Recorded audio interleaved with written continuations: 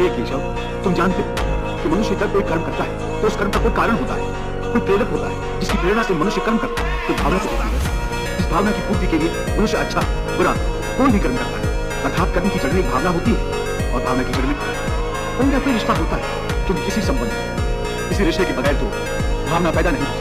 धर्म के लिए भावना की नहीं बल्कि अपने कर्तव्य के ज्ञान की आवश्यकता है। इस बात की आवश्यकता होती है कि मनुष्य समझ ले कि उस परिस्थिति में उसका कर्तव्य क्या है। भावना तो कई बार कर्तव्य के रास्ते में आ जाती है, मनुष्य को कमजोर कर देती है। जैसे इस समय तुम्हारी भावनाओं के कारण तुम्हारे मन में जो मोह उत्पन्न हो गया है वो तुम कर्तव्य के रास्ते से भटका रहा है। इसलिए शास्त्र कहता है कि कर्तव्य भावना से ऊंचा है। अभी तुमने बड़े ज्ञानियों जैसे तर्क किया कि कर्म के लिए कोई प्रेरणा होनी चाहिए और प्रेरणा के लिए कोई भावना आवश्यक है। ये सारे तर्क मोह जनित रिश्ते नातों के मोह ने तुम्हारी बुद्धि को धूमिल कर दिया है। इसलिए तुम्हें सत्य दिखाई नहीं दे रहा, इसलिए इस समय तुम्हें धर्म स्पष्ट दिखाई नहीं देता।